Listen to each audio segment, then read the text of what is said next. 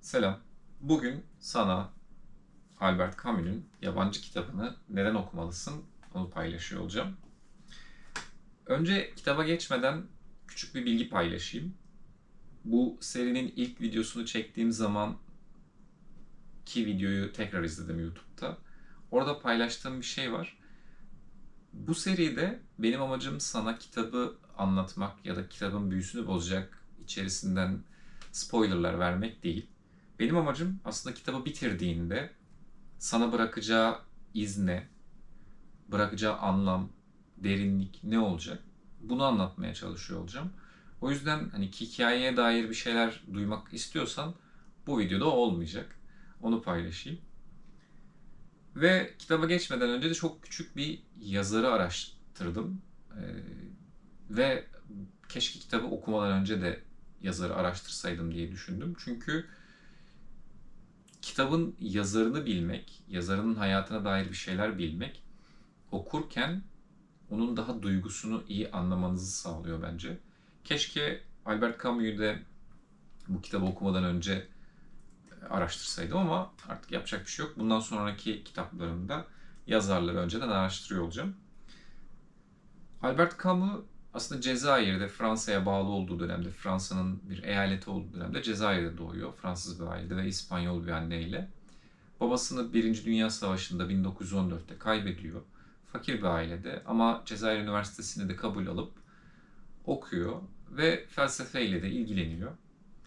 Aynı zamanda absürdizm ve işte varoluşçulukla ilgili araştırmaları, kendi dünya görüşleri de var. Ama tabii veremle de uğraşıyor. Öyle bir sağlık problemi de oluyor. Hatta üniversite döneminde kaleciliği bırakmak zorunda kalıyor bu yüzden.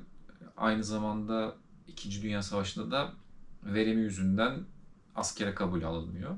Çok kolay bir hayat yok, zor bir hayat yaşamış. Ve 1960'taydı sanırım. Evet, 1960'ta bir trafik kazasında hayatını kaybediyor. Yabancı onun ilk romanı ve Nobel ödülünü de en genç alan kişilerden birisi. Gelelim kitaba. Kitabın sizde bırakacağı ize. Öncelikle kitabın içerisindeki hikaye çok kısa. Yani kitap çok hızlı, akıcı bir şekilde sizi sonuna sürüklüyor. Zaten 112 sayfalık bir şey, çok uzun da değil. Fakat hikayenin içerisinde karakter önce yaşadığı için sanki özür dileme ihtiyacı hissediyormuş gibi gördüm ben. Yani yaşamanın bir suçmuş gibi ya da yaşamanın bir günahmış gibi düşündüğünü hissettirdi bana. Ve bu duyguyla aslında yaşama, insanlığa, varoluşa bir anlamda yabancılaşmaya başlıyor. Özellikle ikinci kısımda karakter tüm dünyevi şeylerden kendini izole etmeye ve yabancılaşmaya başlıyor.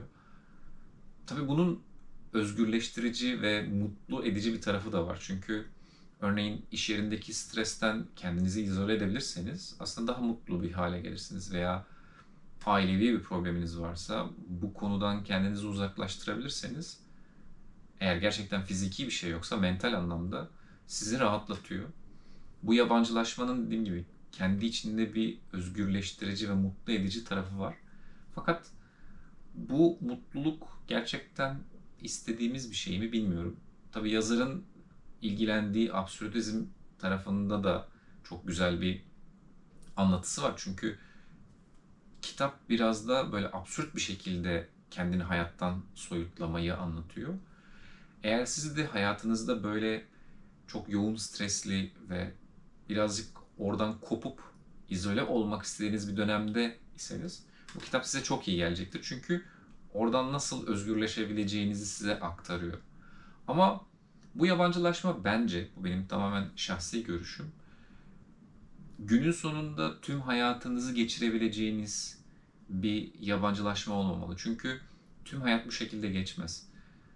Varoluşçuluğun da içinde olduğu bir bakış açısıyla belki belli bir dönemde hayattaki o yorgunluğa, tükenmişliğe yabancılaşmak iyi gelebilir ama tüm ömrünüzü bu şekilde yaşayamazsınız.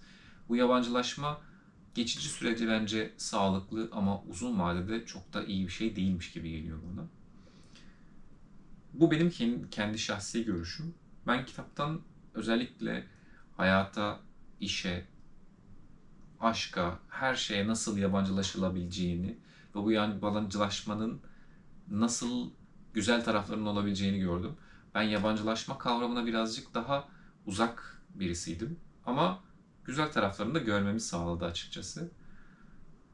Benim kitapla ilgili paylaşacaklarım bu kadar. Ben kitaba 10 üzerinden 8 veriyorum. Aynı zamanda nedenbukitap.com üzerinde de kitabın puanlayıp yorumumu da yazdım.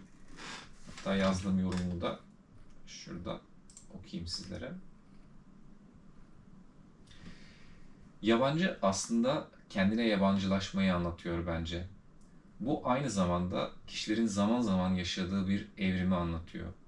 Bunun güzel tarafı kişi kendine ve çevresine giderek dürüstleşiyor. Kötü tarafı ise kişinin benlik sorunları yaşamasından kaynaklı.